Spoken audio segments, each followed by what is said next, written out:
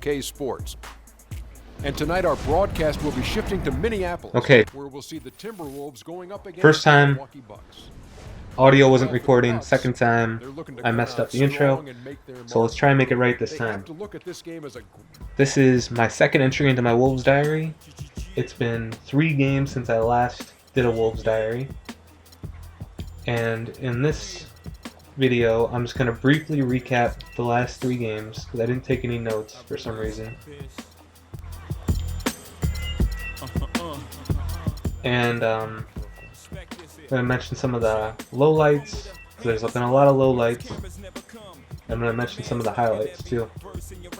So, since the Spurs game, we've gone 1-2.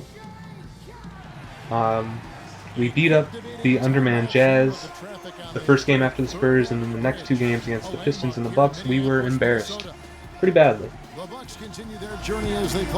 So the Jazz game, the Jazz were without Favors, Rudy Gobert, and of course Dante Exum, who's missed the entire season thus far. Hayward and Hood were shut down hardcore by Andrew Wiggins and Tayshaun Prince. They only combined for 20, and those 2 guys are usually the big-time scorers for him. Good way to start. Oh, I forgot to tick up the difficulty. Dang it. Sorry. But, I don't know, maybe it's the best, for the best, since I'm still trying to get used to commentating and playing games live. Yeah, he's got an awful lot of flash and substance. Also in the Jazz game, Trey Burke went off, like most players who are formerly associated with the Timberwolves do. If you remember, in the 2013 draft, we originally selected him at number 9, but then we traded for the number 14 and the number 21 pick, I believe. And it turned into Shabazz and Gorgui Dieng, which some people have been recently criticizing, or rather anguishing over the fact that we could have had CJ McCollum at number, instead of picking Shabazz at 14, we could have had McCollum at 15. But I'm alright with it. I really like Shabazz. I think he can be a really good player. Gorgui Dieng can be one of the most frustrating players in the league to watch, but he does some really good things. He does a lot of dumb things, but he also does some good things. I think he's a really solid backup center, but I think Shabazz is the real prize. And I know that's not a very popular opinion, but for some reason I really think Shabazz could turn into a solid NBA player in the future. But yeah, so Trey Burke, he went off for 23 points, but he wasn't very efficient. He had to take 18 shots to get him, including 9 3-point shots, of which he only hit 3. Speaking of inefficient, Wiggins, I forget what his final stat line was. I think he scored 18 points, but he took something like 17 shots, which is just atrocious. Well, I tell you what, Ricky Rubio has everything you want out of a player except one thing. He has to learn to shoot it better. Rubio can defend, he can pass, he can lead a team, but until he becomes a better shooter. Cat had a really good game against the Jazz, but he was playing against Jeff Whitey for most of the time. And Jeff Whitey surprisingly had a pretty decent game. I thought that guy was a borderline NBA player, but he had some good plays. And he performed well against Cat, who's been playing well against some of the top-level competition, or top center competition in the league. Cat ended up with 25 points, 10 rebounds, and 2 blocks. And that's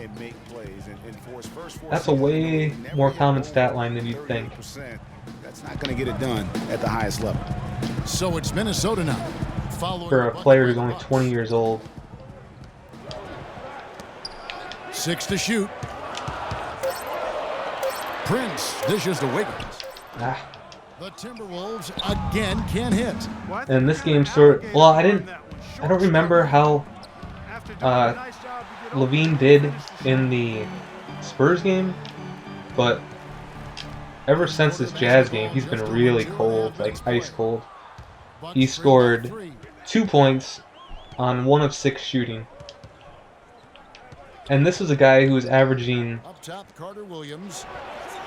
like almost 15 points coming into this streak. And he was more efficient than Wiggins. And Rubio kicks to Towns. Puts up a 3. That's going to be so good when Cat can finally step out there, or when Sam Mitchell finally lets him step out there. Good open look, and he splashes home the 3. Clark, some tough. I can understand making players learn the post game and whatnot, but don't sacrifice the 3-point shooting skill, because that's where the league is going. And you'll see in my Pistons recap, which I'm about to go into, if you're not shooting 3-point shots at a consistent rate, you're not doing it right. A lot of teams in the West can at least get a little bit of a breather when they go against the Eastern teams. The Wolves didn't have that last year. That jump shot's wet. And then, of course, the headline of this Jazz game, besides the fact that we won, which is somewhat surprising. Garnett with the block. They get it back outside for Oh, that's 3. I can't believe it. No good on the 3. Hard to figure out how he doesn't knock that one. The headline was Ricky Rubio getting 16 assists again. He just cannot top that 17 assist mark. That's the Timberwolves franchise record, of which I think he's tied. I forget who owns it. It might be Sam Mitchell who owns it. I don't think so. I forget who owns it, but yeah, he's hit it again. He looked like he was gonna go off like at least 20, because the first quarter he had something like 10 already, I believe, in the first half, not the first quarter. Sorry. The first free throw is good. On the Zach LaVine front again, people have been saying that it's Tyus Jones who's sort of shut LaVine down. That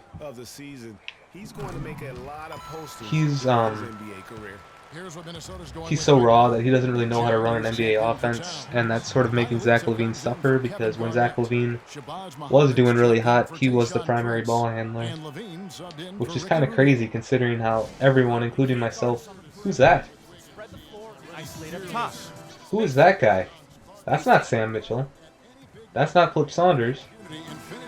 Yeah, and I think people knew what the hell is that about? But they didn't know how aggressive he would be in attacking the basket. Huh. That's where he surprised them. And Milwaukee calls was that first time out of the game. Was that in the Timberwolves huddle or was that in the Jazz huddle? I'm sorry, I got really confused. Anyways, Tyus Jones, people think that he's contributing to the Zach LaVine cold streak, and everyone was complaining about Zach LaVine as a point guard. There's Sam Mitchell. I must have been going crazy. That must have been the Jazz bench. And I would have agreed that LaVine should be playing the 2, and that Andre or Tyus should be running the point. It's strange that we have barely seen any Andre. We didn't see Andre at all during these last 3 games. Sort of curious why we signed him. I understand that he can be very helpful in practice, and I hope he's pulling his weight in practice. But I would really, really, really like to see him in some game time action. Even if, look, Tyus Jones is terrible at defense. Andre Miller can't be much worse than Tyus is. I want Tyus to play because I want to develop him, and I want to see if he can be a... Oh man, I thought I got rid of Kevin Martin. Kevin Martin can't be playing. We're not playing Kevin Martin. I want to know if Tyus can be a NBA backup point guard, because that's why we picked him, of course, is to be a backup. We don't pick first-round players just for cuddly good feelings. It's nice that he's a hometown hero and all that, but is that really worth a first-round pick? We traded 3 second-rounders to get him, and second-rounders inherently don't hold a ton of value, but they're nice, low-risk contracts that can every once in a while hit. I mean, just pick Euro players. I don't understand why we don't adopt that philosophy where you just pick a player who's gonna come over in a few years, and if you guys can't agree to terms to bring him over, trade his rights. They haven't done well so far. Because look at, well, Mirotic is a bad example because he was taken in the first round, but look at how valued he was when he was finally coming over. People were really excited about him, and you probably could have got a pretty good ransom for him if you were to trade him. Great catch, even better finish. Just 2 seconds between shot clock and game clock. Now here's Muhammad, guarded by Mayo. Shoots Oh, come on now. off the left rim and out. The defense. Good defense, no way. A major lapse. Vaughn, the pass to Carter Williams from downtown. So that was the Jazz game. Does it for the Like I said, they were missing 3 of their main starters, so I wouldn't put too much stock into it. It was exciting while it happened. It felt good, even though that you knew it wasn't really real. But I was alright with it. Now the horror show begins. The Pistons. Did I say that we won 94-80 against the Jazz? But we did, so there you go. So the Pistons game was a nightmare. We had a good first quarter against them, and then it turned to shit. 3-point shooting is going to be an issue for as long as we have coaches like Flip Saunders and Sam Mitchell who think that getting a good 2-point shot is better than taking Come up with the block shots like they have defensively. Well, what happens taking is shooters begin to start looking for the shot contested 3-point shooters. And they have some valid arguments. They say that no NBA coach draws a play up for a 3-point shot, which I don't know. I can't really say if that's true or not. I don't think it's true. That's something they need to But do more of. Get after it on the glass. Go get those. I mean, Clark, it wouldn't hurt. Some extra possessions would definitely help narrow the gap. they have to. Like, look at 3-point or Golden State. They have tons of good 3-point shooters. I'm sure they design plays to get them open 3-point shots. It's not always trying to get them a layup or a wide open mid-range jumper. His play last year at Kentucky would change that. No question about it. And their other argument is that we don't have players who can shoot the 3-point shot, which is fair, but do we really know, considering that we don't give them consistent 3-point shot opportunities? Wiggins drives in, and he jams it with authority. But yeah, so 3-point shooting in the Pistons game was a huge factor. I have the numbers written down here, and as soon as I get a chance, I will read them to you, and they are mind-boggling. You cannot... Numbers like this should not be able to exist. Here's Antetokounmpo, lays it up. Here's the numbers. The Timberwolves hit 5 of 14 from 3. The Pistons hit 14 of 35 from 3. Now just think of that. 35 shots from 3. And they made 14 of them. So they made less than half, but it was still a very good clip. Isn't that insane?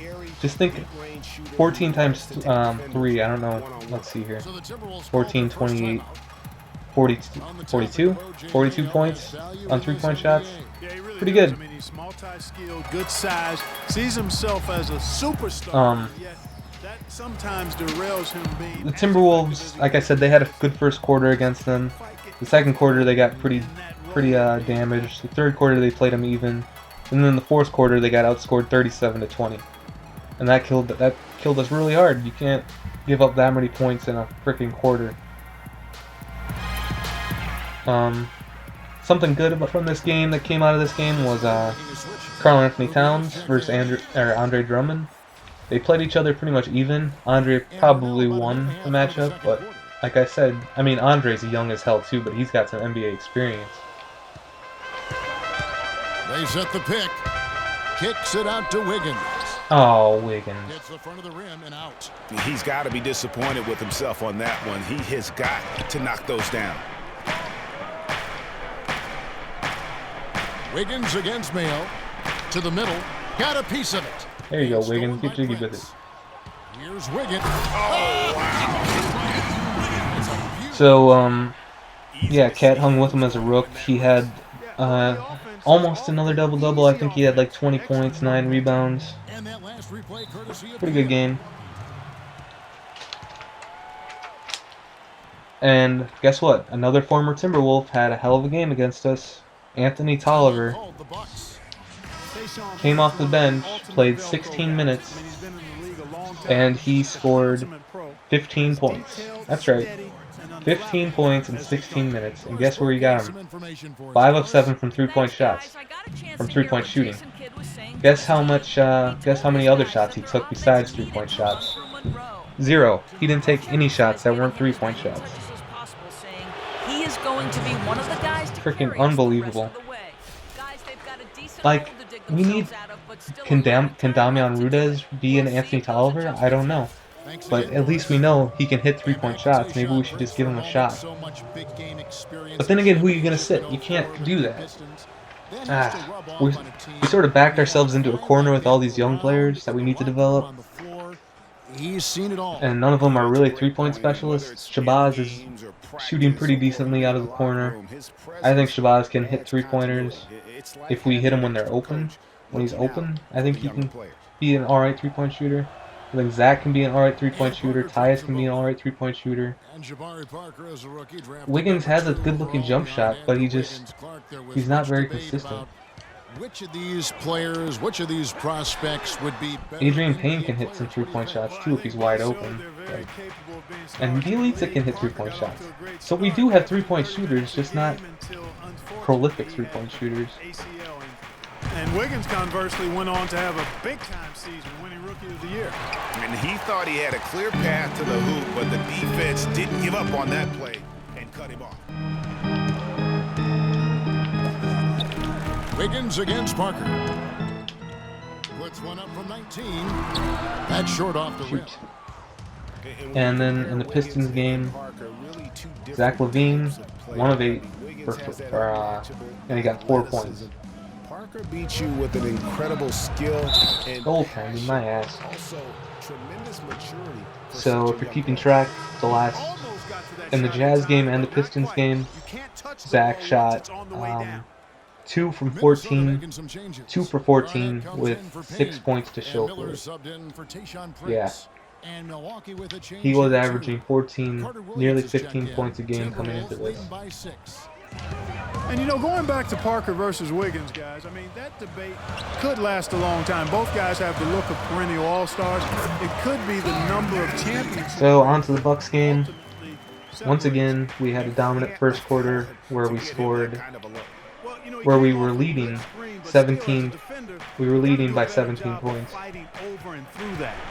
And for, I think, the first 6 minutes, the Bucks weren't able to hit a shot from the field. All they were able to do was get some free throws. That's one he knows he should have drained.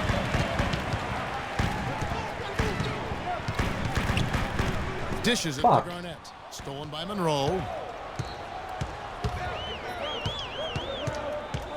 And there's the ball on Karl-Anthony Towns. Yeah, we led by 17 points, and we shit it all away slowly at first, and then diarrhea at the end.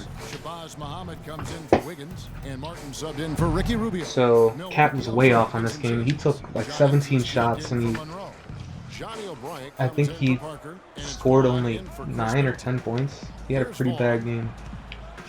Sam Mitchell thought that that led to him having a bad defensive game too. But I don't know. It was a bad game. On the putback. He is one of the most determined rebounders. I don't know what I'm doing anymore. I'm just taking quick jump shots. I need to settle down a little bit. He gets so many second chance points because of how hard he works. Man, oh man. Yeah, I need to settle down. Carter Williams has got his second bucket. Well, they really started to come on here in the second. Clark, it's about how much more focused they look offensively here. They're trying to make up some ground. Well, Milwaukee last year became just the 9th team in NBA history to go from Greg being the worst in the league. Kevin Martin's worthless. Worthless. We're still not playing Kevin Martin. We're still trying to trade him. The sooner that happens, the better. I don't care what we get for him, really. People were really pissed when we traded away Mo Williams and Corey Brewer last year, but from 12 feet out, I would have rather have seen Boggs get those minutes. He lays it in. 8 points now And I for think Henson. Lorenzo Brown is a quality third-string point guard, and I would have been glad to see us keep him, especially since we're not playing Andre Miller that much. But I can understand the use for point guard. 43 seconds left now here in the second. Plenty of space. Point guard veteran to mentor Tyus and even Well, as you said, guys, I mean, the Bucks struggled try early and in show their series against Rubio the like a Lakers. few tricks They of the got the trade. momentum and forced Wow, I the cannot game believe 6, Henson got that but then rebound. were blown out at home to end the series. Look at that, I had a dominant first quarter, now I'm shitting it away just like the real life. That's right, 54. Wow. Here's Miller following the score by John Henson. The feed to Martin from the wing. Oh my god, how does he not hit that? Old guys running very slowly. Now 1 for 2. Not phased at all by having a bigger defender on him down low. And I really thought he would be. You know, at first Get it, glance, you KG. wouldn't think that he'd be comfortable in that particular situation, but well, I tell you what, he didn't look like he was out of his Okay, element at so all right there. here's the rest of my notes from the So Bucks. it's tied as we head to halftime. Time now for the halftime. Cat was off. I already mentioned that. Levine, 3 of 9 for 6 points. So what did we say? He had 14 shots previously. Add 9, that's 23 shots. He made 5 of 23 the last 3 games for 12 points. Well, 2 quarters Not down, 2 to very go. Welcome good back at to all. Ray Johnson, Shaquille O'Neal, and Kenny the Rubio continues to be undervalued. I know we lost the last 2 games embarrassingly, but he's one of the only ones who has a positive They put plus together minus, some nice which is offensive insane. stretches, and at one point led by as many as 10. And After when the one, bench unit comes they in held with an Tyus, it's 8-point just advantage. an immediate The drop second off. And I'm quarter not did not not go pissed as at well Tyus for like some them people as are they because saw he's their just a lead rookie. What the vanish hell do you and expect find from him? He's only themselves in a 19 years tie old. ball game. And Kenny, what did you see out there from the Timberwolves? OJ Mayo freaked out in this game. He spazzed so hard. He got a double technical real quick. The other team can jump on you. There was some video during the timeout of him like throwing his coaches off and trying to get onto the court. It was very disturbing actually. Another thing that I remember from this game that was odd was Giannis Antetokounmpo. He went for a block of Shabazz's shot, I think, in the first quarter, maybe the second quarter. Pretty sure it was the first. And he got called for goaltending, but his legs got caught up in Shabazz's legs when he was going down, and he hit like a face plant, and his tooth. I think he chipped his tooth pretty bad. OJ Mayo went over, ran over, picked it up, and handed him his tooth back like he was gonna do something with it. It was very strange. Felt kind of bad for Giannis. He seems like such a nice guy. And he has a pretty good smile too, so hopefully that doesn't fuck up his image. Continuing to evolve. After the game, Ricky Rubio had some real harsh comments for his teammates, where he was saying that, you know, that if you want to play for the playoffs, you can't just quit like you're doing right now. Like our team is quitting after some good moments. We just decided to stop playing hard, which is really sad to hear. But I like the way Ricky's doing that. I think he should embrace the veteran leadership role. Because KG, Tyus, Andre, they're too old to really demand respect on the court anymore. But Ricky Rubio plays so hard. He does so many good things. He just can't shoot. If he was able to shoot, I think he would be an awesome player. Here's Garnett, and again it's Minnesota converting. So the end, we only lost by 5 or by 10 against the Bucks, but it was a bad game. And I didn't watch all of it because UFC 195 was last night, so I only watched like the first 2 quarters and then the beginning of the third, and then I missed the rest. I guess Levine actually ran out in transition with Rubio, and they got an awesome alley-oop, which is good to hear. I wish more people would run with Ricky Rubio. And I'm recording this January 3rd, 2016, and that just happens to be the same day as one Nikola Pecovic's 30th birthday, which is his rookie season. I have an irrational love for Nikola Pekovic. I think that guy is awesome. He's sort of the antithesis of what the modern NBA is turned into, where he's basically just a big guy who can't defend the rim and he can't hit from mid-range. He can only be right under the rim. as a rookie. Oh man, that was terrible. It would take him several years to develop, but he was the most. But I really like that guy. He's so effective. He's just a big bruiser. Hopefully, his surgery will have fixed him enough to be able to just do 16 minutes a game. And he could do Pekovic things and maybe get like 8 points a game, 5 rebounds, and then play next to Cat and Gorgie. Shit. And they get it back. That's good. They're getting on a roll inside. Their last 3. If we could have a 3-man big rotation of Gorgie Jang, Karl Anthony Towns, and Nikola Pekovic, with a little bit of Nemanja Bjelica mixed in there, I think that would be a very solid big man rotation. Back to Carter Williams. Nice ball. And I don't think you're really going to be able to trade Pekovic unless he comes back dominant, plays the rest of the season without any injury concerns. Then maybe you can move him, because he's signed to an alright contract, all things considered. Considering that the cap space is just going to balloon to an insane amount these next 2 years. 2 of 3 when they ventured outside the arc in the third quarter. Carter Williams against Rubio. Fuck. Parker with the steal. And here we go. Parker heading to the hoop. The fast break ends at the rim with a jam. Yeah, how about the sharp steal and then run out? It looks like they're ready to put the hammer But I think down. Cat is for sure our future. Maybe that'll be a springboard. Oh, you kidding me? Cat is for sure our future. Gorgie is a question mark still. I think he can be a solid player. Solid big off the bench. And Pekovic is a question mark in terms of his injuries and how debilitated he is by his injury. Like how big of a skill drop is he going to have? And then Nemanja Bjelica, I don't know. He's a big question mark too.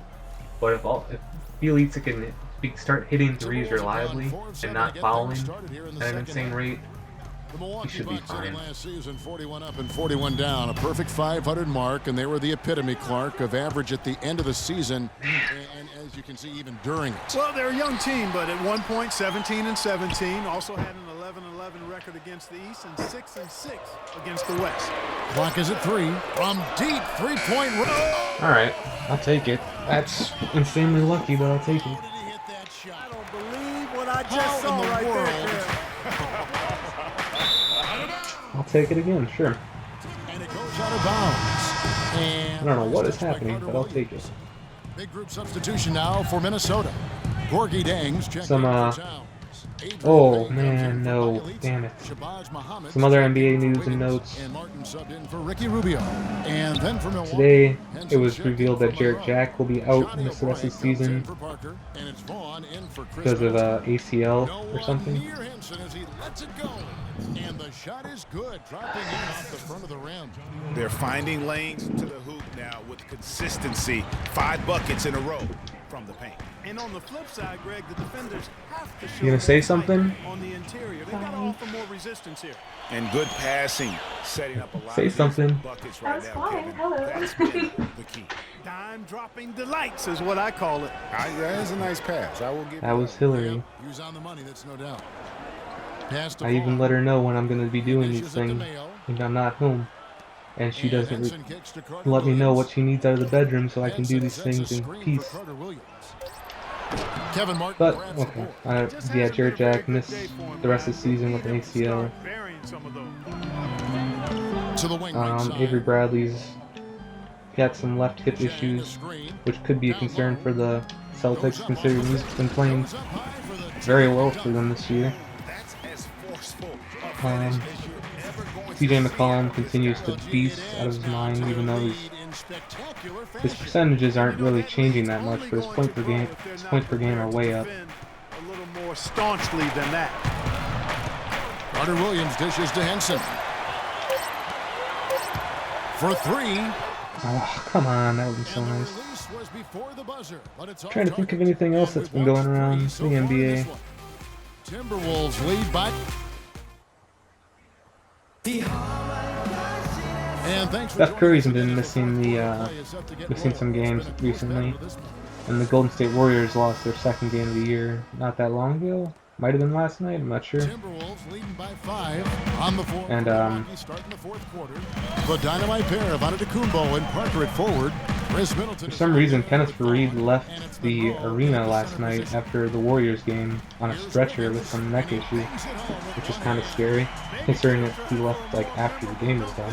And we know he's capable of those memorable dunks. Yeah, and when he's got a lead like that, why not take a few chances? A lot more engaging and entertaining than just doing There's certain games one-handed. that I want the Timberwolves to do very well in.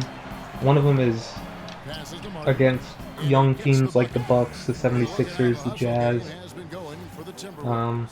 Their defense has I guess you could been consider the outstanding. Portland Trailblazers a young team now. Like they have as well. They've been firing on all cylinders. Damian Lillard's still pretty young. He's younger than Ricky Rubio for sure.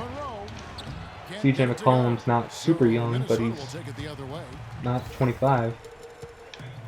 Veen passes to Dang. Oh, Can't hit the free throw Noah line. Vonleh is still really You know what? young. You just Mason cannot Plumlee get much still better pretty of a young. look than that one.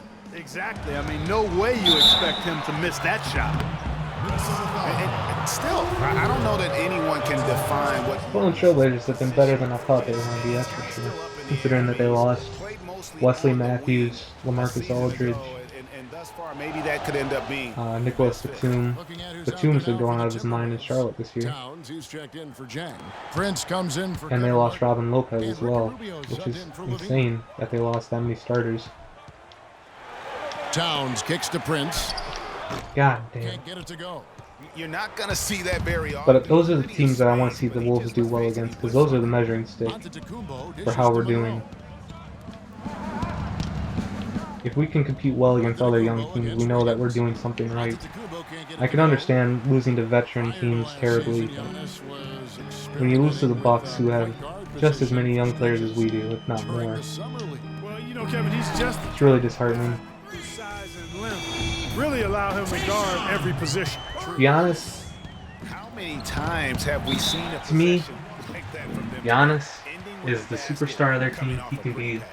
Well, when you look at the assist total, he can be a high level clearly the better team. defensive NBA player and offensive. There he is again. That's not Sam Mitchell. I don't know who that is. That's supposed to be David Alderman? Or what?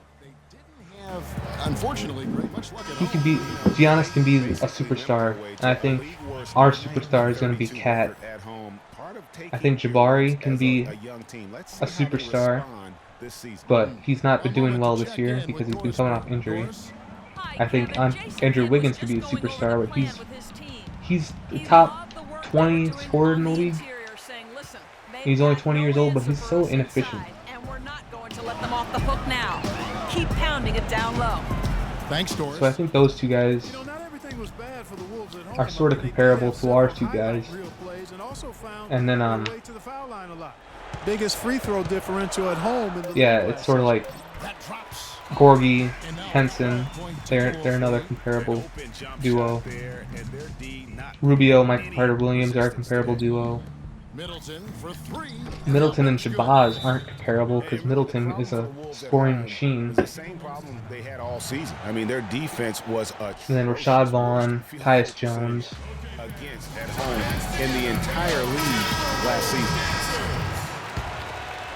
OJ Mayo, Kevin Martin.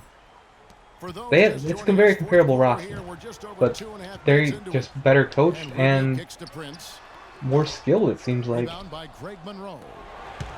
Monroe's It's- got 4 rebounds in this game. It's frustrating. Parker with it. Now guarded by Towns.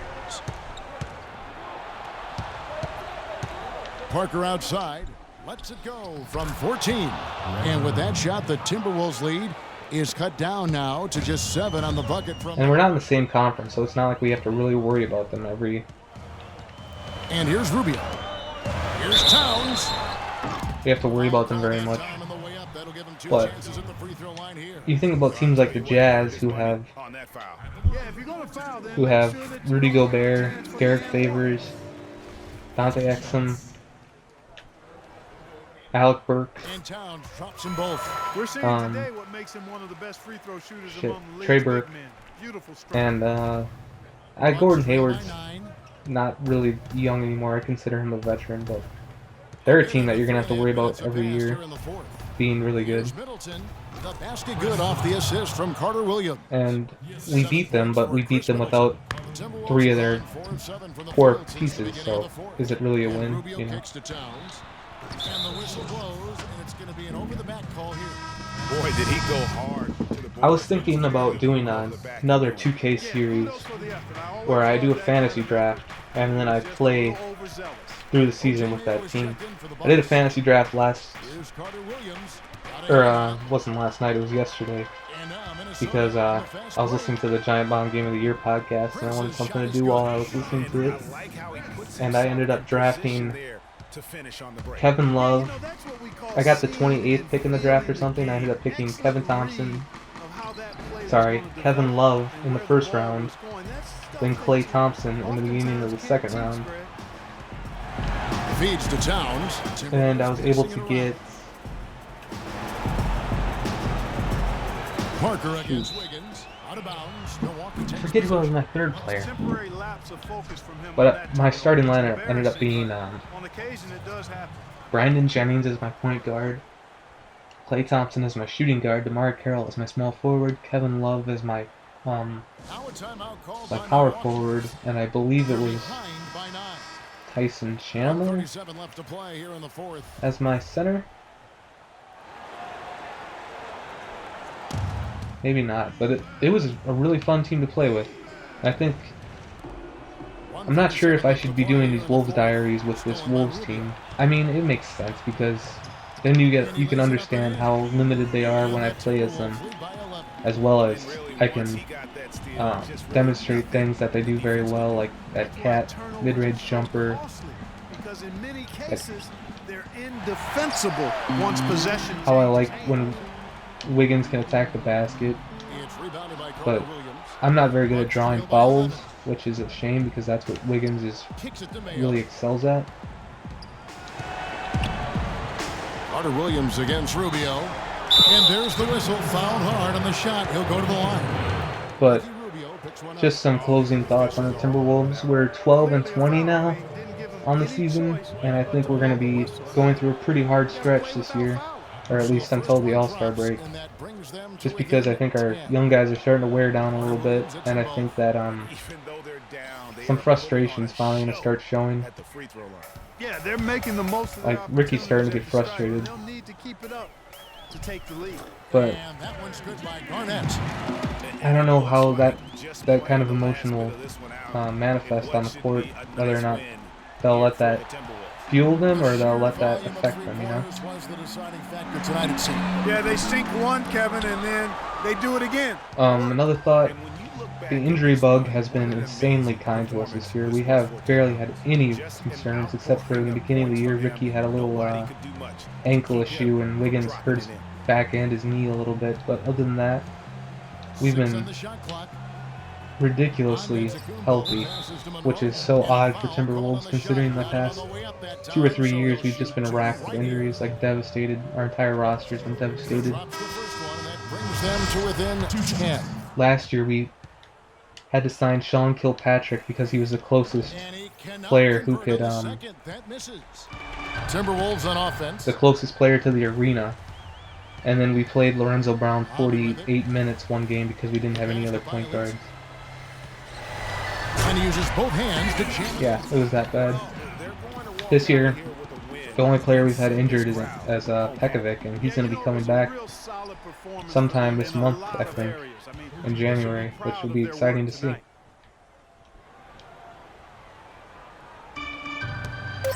Get it, Shabazz. Here's Muhammad. Didn't count, but oh well. Nice way to cap off the game. So, yeah, that was my Wolves Diary 2. I sort of ran out of content to talk about at the end there because I wasn't taking notes this week, but I'll try and remedy that this week by taking some notes, and I'll get another one out for sure by next Sunday. So I hope you enjoyed it, and I'll talk to you in the next video. Peace.